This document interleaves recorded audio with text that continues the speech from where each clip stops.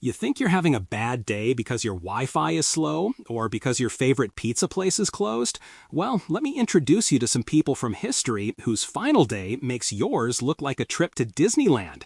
These aren't just bad days. These are the get rolled in a carpet and trampled by horses kind of bad days. Welcome to the history of absolutely terrible endings. Let's start in the Byzantine Empire with a guy named Andronikos I. Andronikos came to power with a simple plan: drain the swamp. He was all about fighting corruption, punishing the rich elites who were squeezing the poor, and giving government jobs based on merit, not just because your dad was Lord Fancy Pants III. And for a minute, the people loved him. He was the hero they'd been waiting for. But you know how it goes with heroes. Sometimes they live long enough to become the villain. Andronikos got a little paranoid. A little paranoid in the way a volcano is a little warm. He started executing anyone who even looked at him funny. Suddenly, his approval ratings took a nosedive. Then, to make things worse, an enemy army sacked one of his biggest cities. The people, who once cheered for him, were now sharpening their pitchforks. Andronikos tried to skip town, but he was caught. What happened next wasn't just an execution, it was a 3-day festival of pain, sponsored by the angry mob. They cut off his hand, they pulled out his teeth and hair, they gouged out an eye, they threw boiling water on his face. And finally, after 3 days of this non-stop torture party, they hung him upside down at the hippodrome and let soldiers use him as a stabbing piñata. But hey, at least Andronikos' suffering ended after 3 days.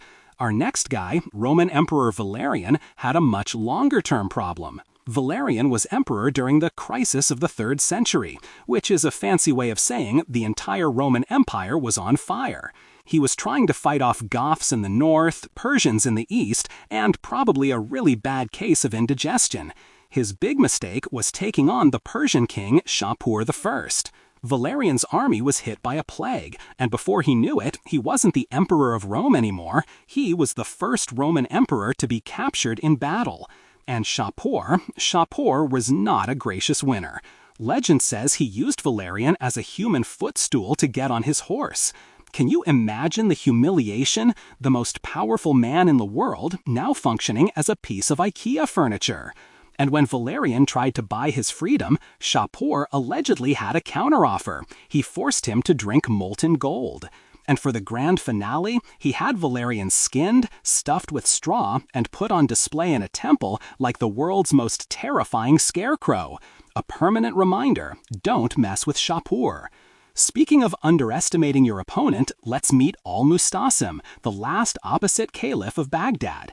His big problem? The Mongols. You see, the Mongols were coming, and everyone knew it. It was like seeing a hurricane on the weather report a week in advance. But Al-Mustasim's strategy was basically to close his eyes and hope they'd go away. He didn't recruit more soldiers, he didn't strengthen the city's defenses, he just kind of vibed. Well, the Mongols arrived, and they did not just vibe. They surrounded Baghdad, broke the dikes to flood the land, and then they just walked in. What followed was a week of destruction so total it's hard to even imagine.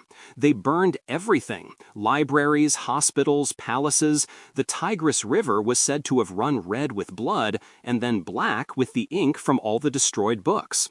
After forcing Al-Mustasim to watch his capital and his people be annihilated, the Mongols had a little problem.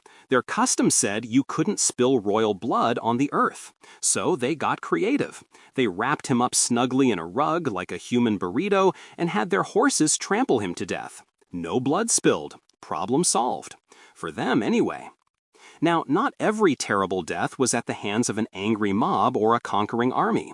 Sometimes the call was coming from inside the house, or in this case, from your own doctor.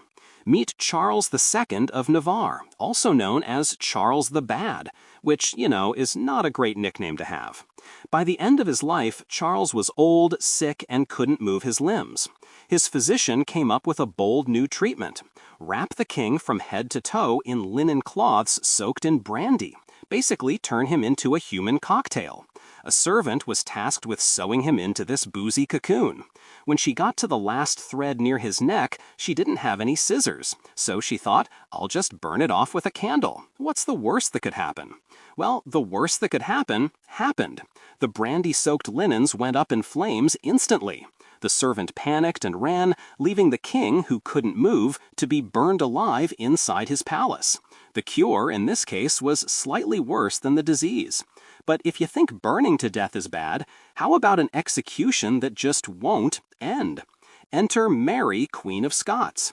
Her life was a soap opera. Her husband was murdered, people blamed her, she was thrown in jail, she escaped, she lost a battle, and then she fled to England, hoping her cousin, Queen Elizabeth I, would help her out.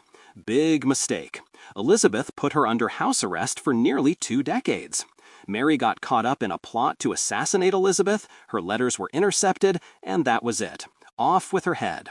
The execution was set up in a grand hall. Mary knelt down, blindfolded, ready for a quick end. The executioner swung his axe and completely missed her neck, hitting the back of her head instead. Ouch! He swung again. This time he got closer, but didn't quite finish the job. There was still a bit of gristle connecting her head to her body. So he had to sort of hack away at it. Finally, he lifted the head to show the crowd, but her red wig fell off, revealing her real hair underneath was short and gray. The whole thing was just an awkward, gruesome mess for everyone involved. From an awkward execution to an awkward location for an assassination, let's talk about King Edmund Ironside of England. He got his nickname Ironside for being a tough fighter against the Vikings, but he was betrayed by his own men, lost a major battle, and was forced to sign a treaty splitting England with the Danish king. The treaty had one very spicy clause. Whichever king died first, the other would inherit the whole kingdom. And what do you know, just a few weeks later, 25-year-old Edmund Ironside mysteriously dropped dead. Now, how he died is the stuff of legend. The most popular story? He was assassinated on the toilet. Yep, an assassin was supposedly hiding in the latrine pit below and, at the most inopportune moment, stabbed him from underneath with a dagger. Or maybe a crossbow. Either way, it's safe to say that is the single worst way to be interrupted in the bathroom in human history. Let's not forget the Roman Emperor Commodus. This guy was the original narcissist. He dressed up as Hercules, fought as a gladiator in the arena just for kicks, and even tried to rename Rome after himself. But eventually, his inner circle got tired of his antics, especially after they found a kill list with their own names on it. So they decided to strike first. They poisoned his food, but he just threw it all up. Plan B? They sent his personal wrestling partner into the bathhouse to strangle him. Classy.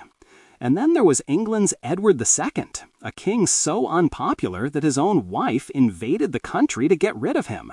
He was captured and imprisoned, but since people kept trying to free him, his captors decided on a more permanent solution. The rumor is they killed him using a red-hot poker, inserted where the sun don't shine, specifically so it wouldn't leave any visible marks on his body. Yikes. So there you have it. From being used as a footstool, to being burned alive by your own medicine, to the world's most unfortunate trip to the privy, history is filled with endings so brutal, so bizarre, they make horror movies look tame. It really makes you appreciate modern things, like doctors who don't prescribe poison, political opponents who just write mean tweets instead of rolling you in a rug, and most importantly, assassins not hiding in your toilet.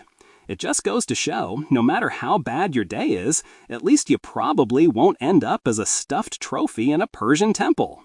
If you enjoyed this deep dive into history's most gruesome goodbyes, make sure to hit that subscribe button and ring the bell. And let us know in the comments which one of these terrible deaths you think was the absolute worst. We'll see you next time.